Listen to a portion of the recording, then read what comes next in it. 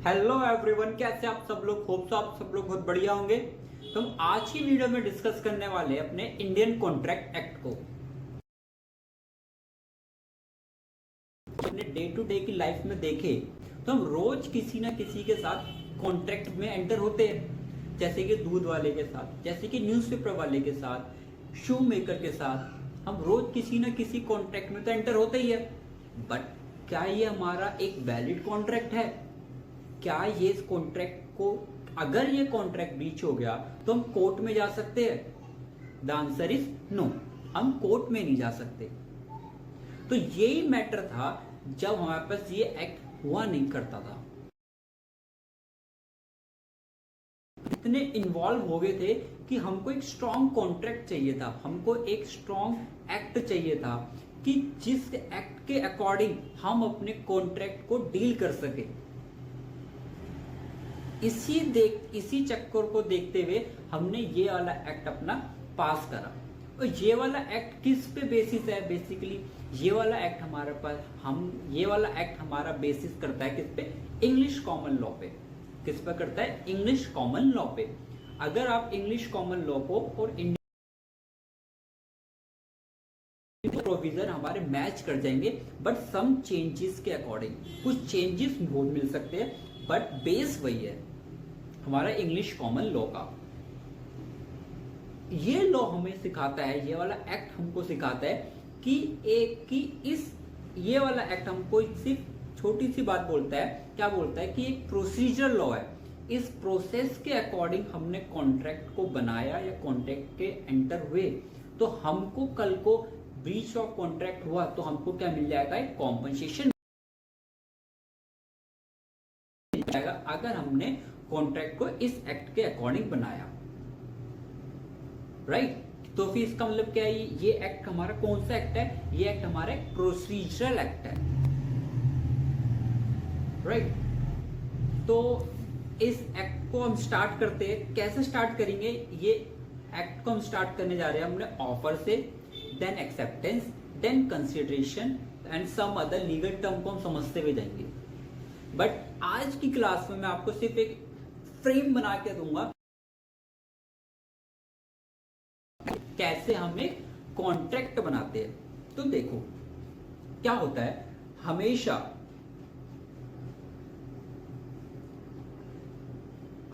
एक कॉन्ट्रैक्ट बनाने के लिए सबसे पहले हमको क्या चाहिए होता है? एक ऑफर चाहिए होता है। ऑफर का डिफाइन है सेक्शन 2 क्लॉज ए में। फिर क्या होता है? एक्सेप्टेंस मिलती है। उस ऑफर को क्या करा जाता है? एक एक्सेप्टेंस करा जाता है। उस ऑफर को हम एक्सेप्ट करते हैं। राइट? तो अगर हम ये देखो स्ट्रक्चर बनेगा हमारा।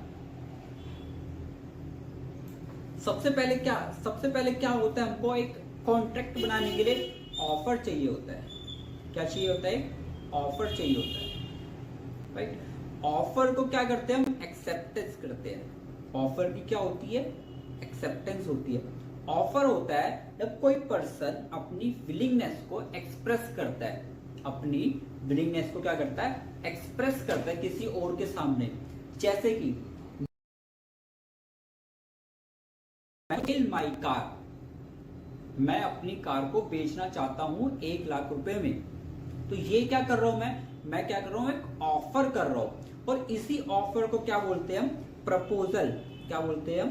प्रपोजल। और एक्सेप्टेंस का मतलब होता है जब ऑफर को एक्सेप्ट करा जाता है। जैसे कि आपने एक्सेप्ट करा कि I want to purchase your car for ₹1 lakh. मैं तुम्हारी कार को खरीदना, उस ऑफर को एक्सेप्ट करा। जब ऑफर और एक्सेप्टेंस मिल जाते हैं तो क्या बन जाता है? हमारा एक प्रॉमिस बन जाता है। क्या बन जाता है? प्रॉमिस बन जाता है। When the offer is accepted, then the offer is become a promise. जब ऑफर को एक्सेप्ट कर लिया जाता है तो क्या बन जाता है? हमारा एक प्रॉमिस बन जाता है। और एक्सेप्टेंस कहां डिफाइन है? हमारी सेक्शन 2 सब क्लॉज बी में। और ऑफर का ए में, राइट। तो सबसे पहले क्या होना चाहिए हमारे कॉन्ट्रैक्ट बनाने के लिए? ऑफर होना चाहिए, और फिर क्या मिलती है? उस ऑफर की एक्सेप्टेंस मिलती है, राइट। अब इस अगर प्रॉमिस बन गया तो हम इस प्रॉमिस की स्टेज में नहीं बोल सकते कि हमारा ये कॉन्ट्रैक्ट बन गया। हम इस स्टेज में नहीं बोल सकते कि क्या एक प्रॉमिस क्या कॉन्ट्रैक्ट बन गया, नहीं। और एक सबसे इंपॉर्टेंट बात तुम याद रखना, क्या याद, वो याद रखना कि ये एक सोशल भी हो सकता है और एक लीगल भी हो सकता है। सोशल भी हो सकता है, लीगल भी हो सकता है। कॉन्ट्रैक्ट को बनाने के लिए हमेशा क्या होना चाहिए? लीगल ऑब्लिगेशन होनी चाहिए, not a social obligation. Social obligation का मेरा मतलब है जब किसी पर्सन ने ऐसी बोल दिया रेंडमली कि मैं तुम्हारे लिए चांद तारे तोड़ के ला सकता हूं, ये अपनी ऐसा नहीं हो, सोशल ऑब्लिगेशन है। लीगल ऑब्लिगेशन में देखो क्या ये पॉसिबल है? नहीं। तो इसको हम बोलते क्या? Social obligation. नेक्स्ट, अभी भी ये क्या कॉन्ट्रैक्ट बन गया? नहीं। तो अब क्या होगा? प्रॉमिस में अगर हम इस प्रॉमिस में क्या जोड़ देंगे? अगर हम प्रॉमिस में क्या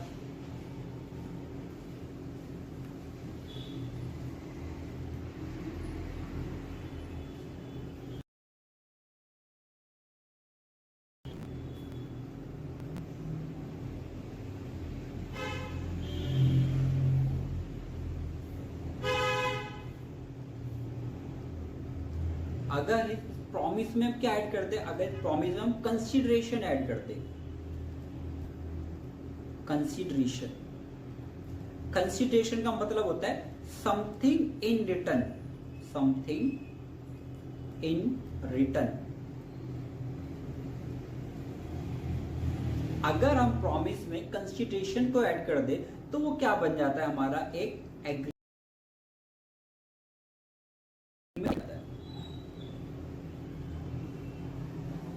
कंसीडरेशन का मतलब होता है समथिंग इन रिटर्न। अगर इसकी लीगल टर्म को समझे कि क्वाइट प्रो क्यू, कुछ ना कुछ पैसों में होना चाहिए लीगली वैल्यूएबल। जैसे कि मैंने आपको ऑफर करा कि मैं तुमको 1 लाख की कार सेल करना चाहता हूं, तो उसमें से 1 लाख है, वो क्या है? कंसीडरेशन। मेरे को क्या मिलेगा? 1 लाख रुपया, या फिर 1 रुपये भी हो सकता है। बट वो चीज जो कि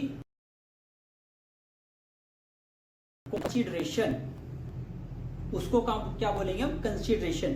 तो कंसीडरेशन कहां डिफाइंड है? हमारे सेक्शन 2 सब क्लॉज डी में डिफाइंड है। सेक्शन 2 क्लॉज डी में डिफाइन है कंसीडरेशन। और एग्रीमेंट कहां डिफाइन है? सेक्शन 2 सब क्लॉज ई में डिफाइन है। बट इस वाली स्टेज में भी हम ये बोल सकते हैं कि ये कॉन्ट्रैक्ट बन गया? नहीं।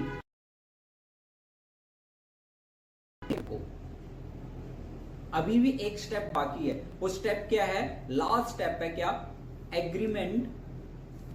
एग्रीमेंट को अगर क्या मिल जाती है? एग्रीमेंट को क्या मिल जाती है?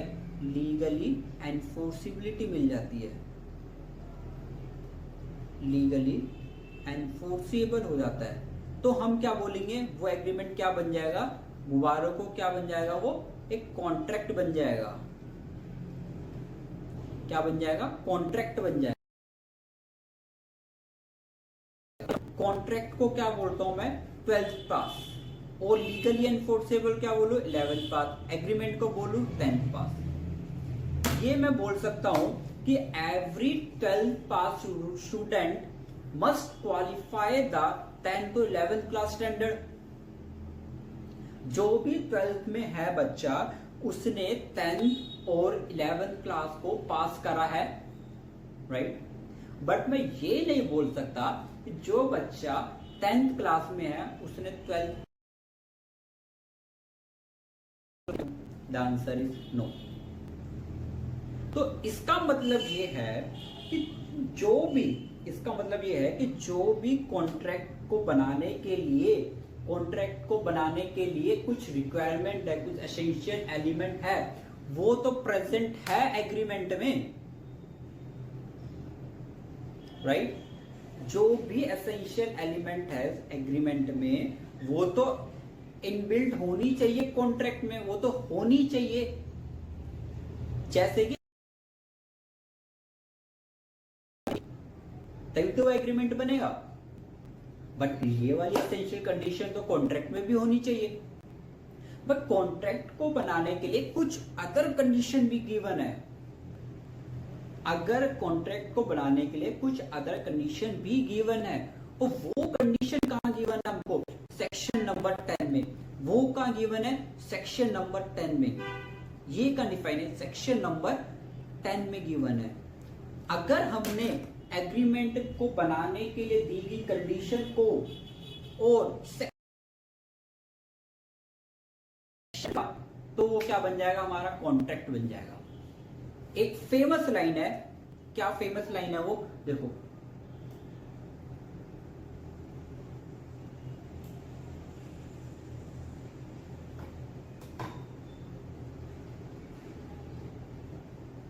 ये वाले, all contract are agreement but all agreement are not a contract.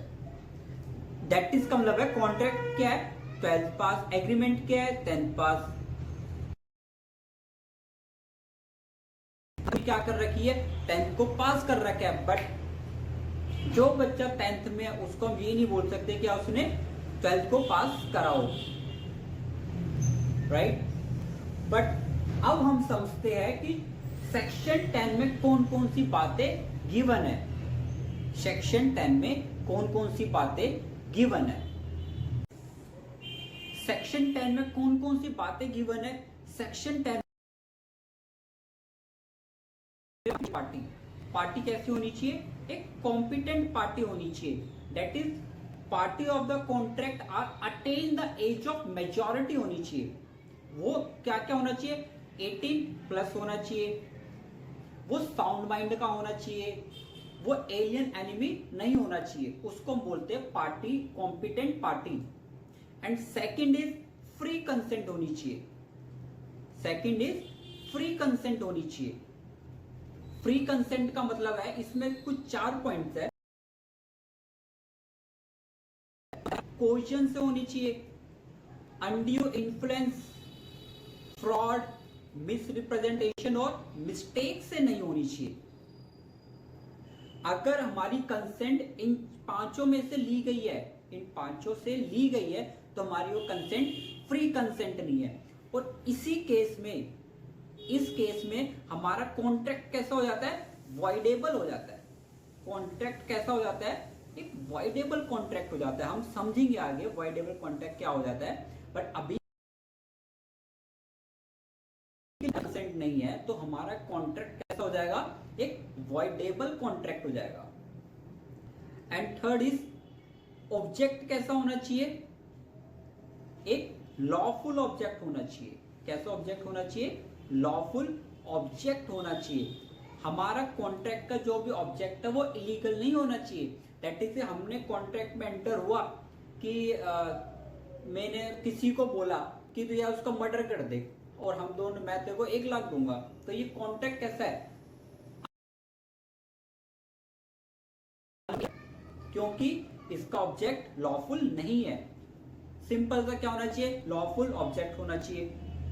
Fourth क्या होना चाहिए? लॉफुल कंसीडरेशन होनी चाहिए। लॉफुल कंसीडरेशन होना चाहिए।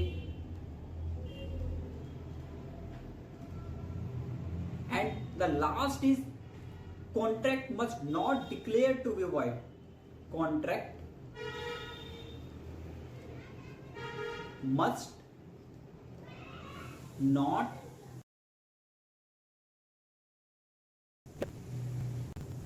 To be void. Contract law के अकॉर्डिंग वॉइड नहीं होना चाहिए। अगर ये सारी चीजें फुलफिल हो रही है तो हमारा क्या, हम क्या बोलेंगे? एग्रीमेंट। हम क्या बोलेंगे? Agreement become contract, agreement become a contract. फिर हम क्या बोलेंगे, उस एग्रीमेंट को क्या बोलने लग जाएंगे हम, क्लास यहीं तक, और नेक्स्ट क्लास में हम इसके एक एक स्टेप को समझेंगे कि ऑफर क्या होता है, एक्सेप्टेंस क्या होता है, और ये सेक्शन 10 की दी हुई बातों को थोड़ा सा और इलेबोरेट करेंगे। तो अभी तक इसको समझो और प्लस नेक्स्ट वीडियो को समझना, तो आपका इंट्रोडक्शन पार्ट इस एक्ट का पूरा हो जाएगा। तो हम मिलते हैं नेक्स्ट क्लास में। जय हिंद, जय भारत, बाय बाय।